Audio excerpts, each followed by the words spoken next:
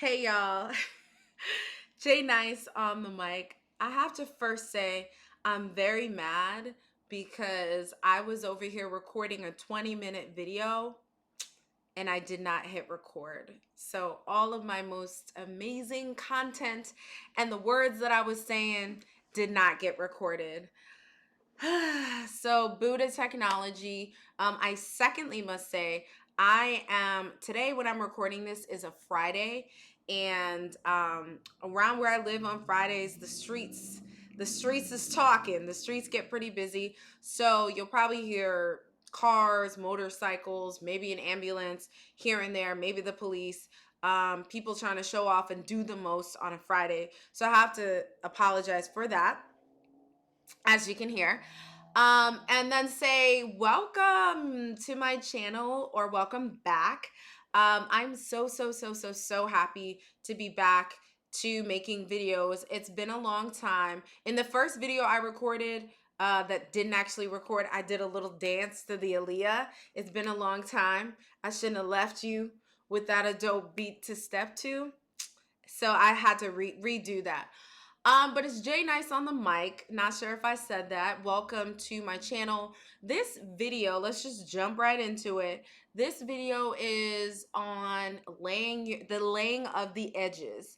And I have to show y'all my edges or lack thereof. No, I have edges. They're just not laid. So this video was actually inspired by a video I saw by Mayoa's World. I will link her video below. It's been a while since I've recorded YouTube videos and done all the things with them, so I could probably link it above. I think I can only link my own videos above, y'all. I've been on YouTube for 10 years, but I don't know all this new stuff that they added. So you'll see her video linked below. But Mayoa's World did a video on the laying of edges, and then she did a follow-up on black hair and the commodification of black hair or black hair hate rather. So I'll link both of her videos below. I follow her on YouTube and on Instagram. She's a great follow. She's a person that I learn a lot from, and she makes me think. So I would definitely recommend following her. So what are laid edges? I'm going to include some pictures here so you can just see what laid edges are, so that we all are starting with a sort of a base point. We all know what I'm talking about here. When I ask you to think about the question, are laid edges anti-black? So laid edges, I have some notes here that I'm going to be looking at because I wanted to make sure I did not forget anything, or I do not forget anything when I'm having this discussion. So black women and femmes, and just anyone, I guess, with long hair, or Afrocentric hair, laying our edges is like something of the culture that black women and black femmes typically do as a form of expression and art. Many of us lay our edges because we were told that this was the only way our hair would look acceptable. So me, I have to say, some of you may know this, some of you may not. I have 4C hair. I'm going to insert some pictures of my hair here.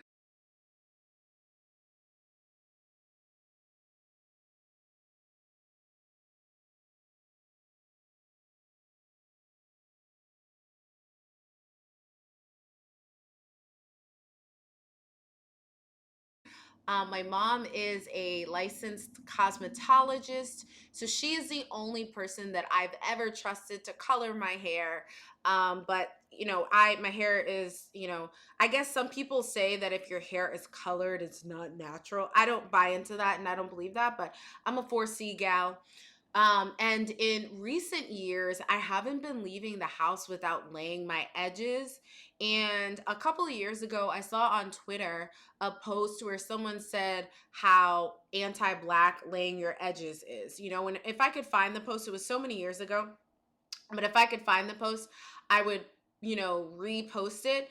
And this is actually something that I explored last year on my Instagram.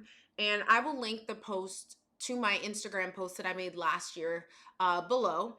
But when I saw Mayoa's World's video, it made me think, oh, this is something that I actually want to explore on my return back to YouTube.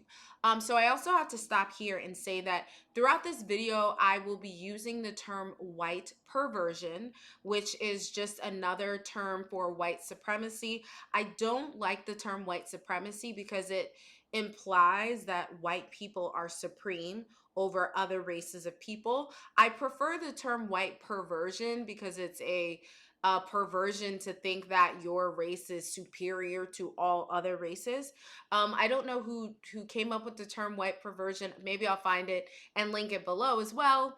So I'll be using that term white perversion throughout this video, but I just wanted to make sure I share the lexicon so that you understand what I mean when I say white perversion.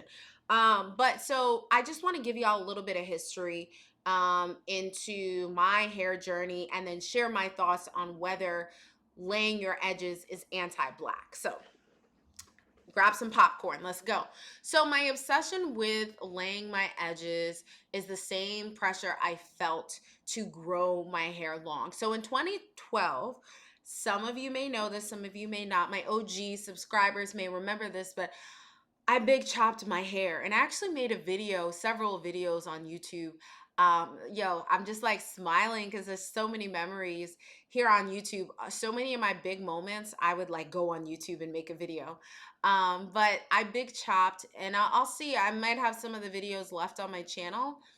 If not, I'm gonna unprivate them because I had over 200 videos and I privated them.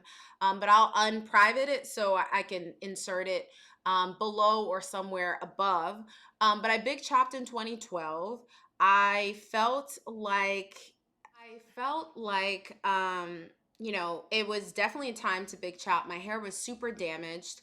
Growing up, we had kept my sister and I had chemicals in our hair, and we had the thickest. Me and my sister had, our hair is so thick, and there was a boy that used to make fun of us in school. And for all the 80s babies watching, you'll know, y'all remember the chia pets, right? So there were these little chia pets, which were these little like, they look like bonsai trees or something, but they were these little, like, people got them. They were like all the rage in the 90s. But people got them, and I don't know what the purpose of them were, but they had a commercial where it was like chia. So this boy at our school used to call me and my sister chia pets, right? Because we had this big hair. And so a lot of those things I internalized, and I felt like my natural hair wasn't beautiful or wasn't pretty or wasn't socially acceptable, which at the time it wasn't. And me and my sister have been through everything with our hair. Some of y'all may remember Debbie Allen actually advertised this product called Copa, COPA. If you Google Debbie Allen and Copa, it'll pop up. I think there were some lawsuits for the company, but it was actually supposed to straighten your hair without chemicals or whatever it was. We got that. It didn't work. And I remember telling the kids at my school, yo, I'm going to come to class tomorrow. This was an all-white school, by the way. And I was like, I'm going to come to class tomorrow, and y'all are going to see my hair is going to be, I like, and my mom always said, don't count your eggs before they've hatched. But I like bigged up my hair and said I would have this amazing hair. And I came back and the Copa didn't work. And my mom had to put which is cornrows. She had to put straight backs in my hair. And I was looking like Cleo from Set It Off. I thought I would have this long, luscious locks. And my mom just said, threw the straight backs in my hair, and I was out here, and my hair was the same length as Cleo from Set It Off. I'll insert a picture here if y'all are not familiar. And that's what it was. And so, I've always had this sort of struggle with my hair. And so let's see. Let me go back to my notes. So yes, I always tied long hair to femininity and being conventionally pretty. So when I decided to big chop in 2012, it was really tough. My hair was super damaged, but I found people like Taryn 916. And for those of you who've been on YouTube for a while, who are like 80s babies. A lot of y'all may remember Tara 916. She's an OG YouTuber. She was part of the OG, the natural hair OGs. It was her and Natural 85.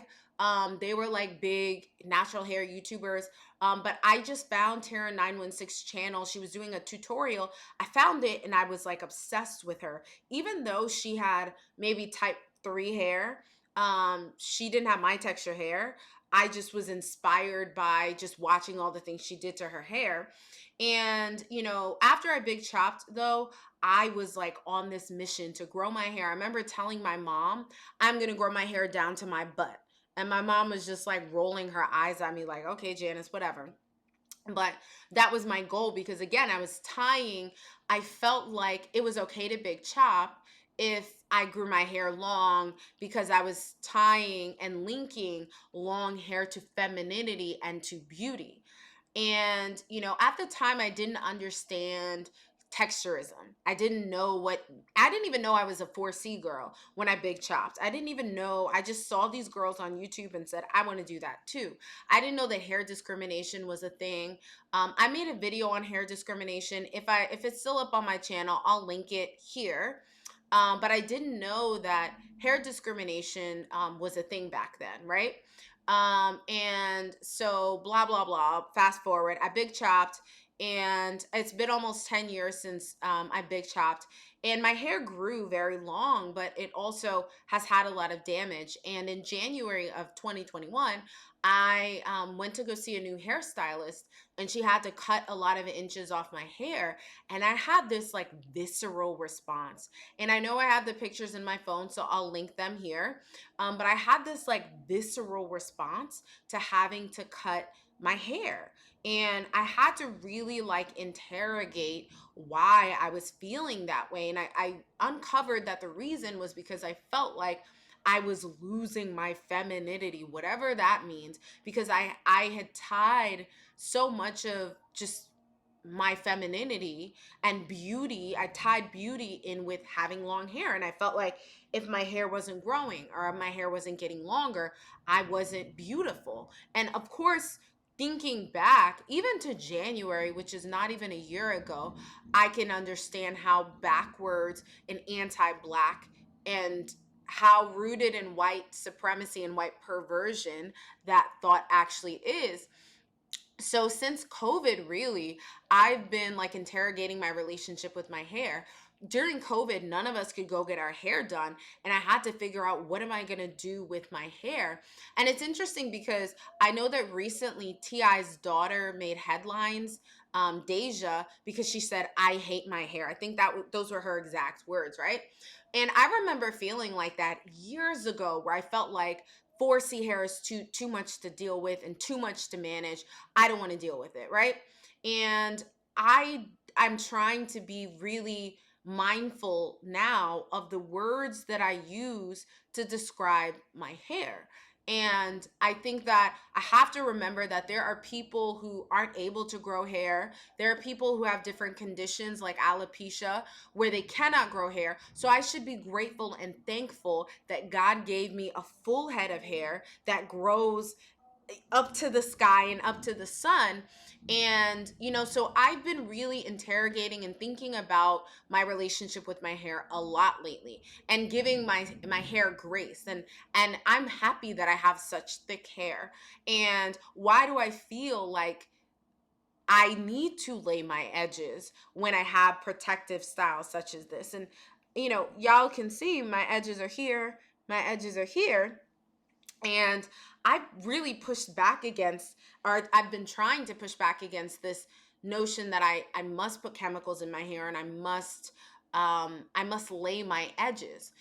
And I have to pause here though and also say that, like, I recognize that it is a privilege to say I'm not gonna lay my edges. And I think that I have a easier time saying that because I am a lighter skinned Black woman, because I have a bit of featureism that works to my advantage. I'm a lighter skinned Black woman that has green eyes. So my proximity to whiteness affords me the ability to say, I'm not going to lay my edges, and society is not going to penalize me as harshly as they would if I were a darker skinned Black woman. So I have to recognize and acknowledge that.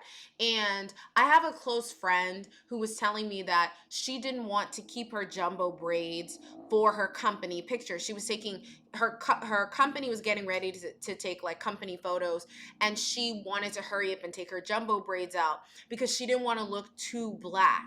And I almost like wanted to push back and say, but you have to wear your hair in its natural. And then I was like, hold up. Like, I can't tell anybody how to operate in a system that was designed to kill us.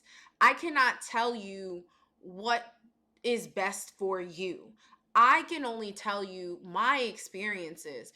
And I felt like I was a bit misguided in my sort of, I felt like I was being, in my mind, I was being a little bit judgmental when this friend told me she's not wearing her jumbo braids, because I was like, you should, I'm able to, in my head I was like, well, I'm able to like go into any environment and come to these environments and come to work, and whatever it is that I do, I come with my braids. But I had to think about, and I just was really interrogating that, and I was like, well, I'm a lighter skinned Black woman with green eyes, and my proximity to whiteness affords me and grants me privileges, that Black women and Black femmes don't have. And darker skinned, Black women and Black femmes don't have. So I have to acknowledge and recognize that. And I'm not in a position, and this video is not to sort of, this video is not to tell anybody what to do. I'm sharing my experiences and saying, for me, I realized that laying my edges, the practice of laying my edges, was anti-Black and was rooted in my internalized racism, being made fun of for my hair, being told my hair was ugly, being told I was ugly, being told my lips were ugly. All sort of, I internalized that, and I felt like 4C hair, or my hair, was unkempt and had to be tamed. So, in asking myself this question of, are laid edges anti-Black? For me, the answer is yes. And I hated my hair for so many years, and I had to come to a point where I had to ask myself, or I had to tell myself, this is not a productive line of thinking. And my partner actually asked me a question that I will never ever forget. And my partner was like, when we have children, what are you going to tell them, or what will they learn from you about how to love their hair? He said something along those lines, like, and I just was like, I had to think about it and say, like, what am I telling my future children? What would my future daughter think about me laying my edges? Like, it's a weird, it feels like a weird thought, but like, I know my reasons for laying my edges is because I felt like my hair was not acceptable for society. And like, if I've internalized this belief, am I going to raise my children and raise my daughter, my future children, to believe that they are beautiful and that their hair is beautiful? And I know that I'm going to pour into my children and make them feel like their hair and they are beautiful, and have them understand that. But how can I do that if I didn't fully believe that myself? So I've been grappling with the relationship that I've had with my hair, and I think I've come to a point where I'm like, I don't feel the incessant need to lay my edges. I've left the house. I leave the house and my edges aren't laid, and I'm okay with that. And I'm okay with that. So, it's hard though. Like, obviously I'm not perfect, and I'm not saying in this video that I'll never lay my edges again, because I think that would definitely be a lie. When I go to get my hair done, the girl, my homegirl who braids my hair, she lays my edges. After she does my hair, she does her video to promote it on her social media, and she'll lay my edges. And I don't tell her no. I'm just like, I let her do what she does. But I don't want to. I don't want to continue to hate my hair. And I'm learning. I'm on this journey of loving everything about myself and my blackness, and that includes my hair. That includes my 4C hair. So I think about this a lot, or I've been thinking about this a lot, especially in 2020 because of the pandemic and having to like grapple with what to do with my hair. And, you know, so for the Black folks watching this, I had to interrogate the reasons why I was laying my edges. And that's what I invite you to do in this video. If you're one of the folks watching who lays their edges, the non Black folks, this is not, you know, I'm not speaking directly to you. And I do feel like it can often be appropriation when I see non Black people or people with who don't have Afrocentric hair laying their edges. But that's a whole nother video. I feel like I have a appropriation video I could probably link somewhere if it's still on my channel and not hidden. But I think this is where I will end the video. So again, for me, I think to answer the question, are laid edges anti-Black? For me, it was.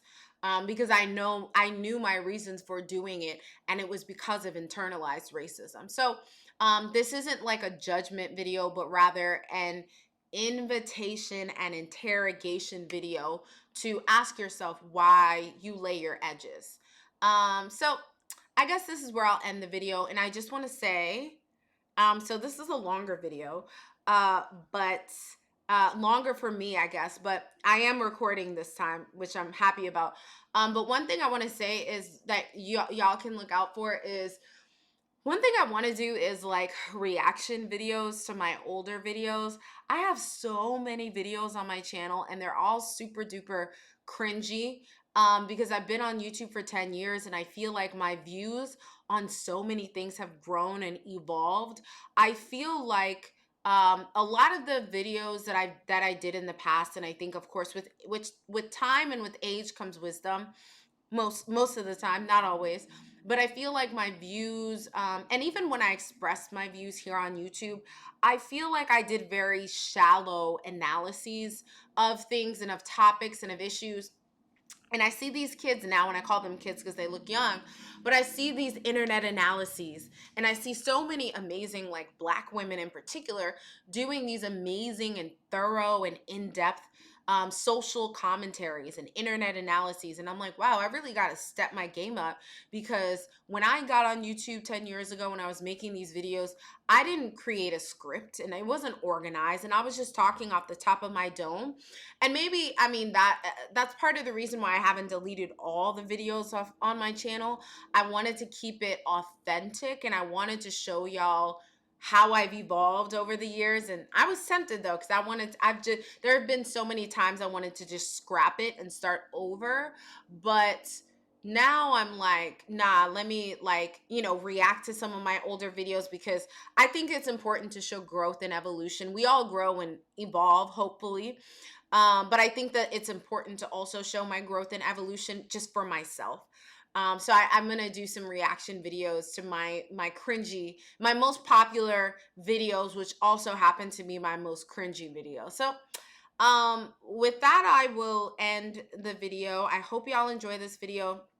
I don't usually read the comments because being on here for so long, like people have written the most egregious stuff. People call me a monkey. People call me a half breed when I'm not. I'm 100% Black. People write all kinds of just like rude and offensive things on here. And so I've made it a practice since I've been on this platform not to really, really read comments. I have pretty thick skin. So I don't take things like to heart. I don't read too deeply into things, especially these comments, but I would love to read your experiences with laying your edges, whether it's something that you do, why or why not, and if you think it is anti-Black. If you enjoyed this video, of course, as I say, give it a thumbs up, subscribe, like, do all those things. I'm going to try to be more active on YouTube because I really spend a lot of time on YouTube. I love the folks that I follow on this platform are so intelligent and insightful, and it has actually inspired and invigorated me to push me back into making videos. So hopefully this will be the first of many videos y'all will see from me. So with that, I will end today's video. Thank y'all for watching, and I will wrap it up. Wrap it up, B.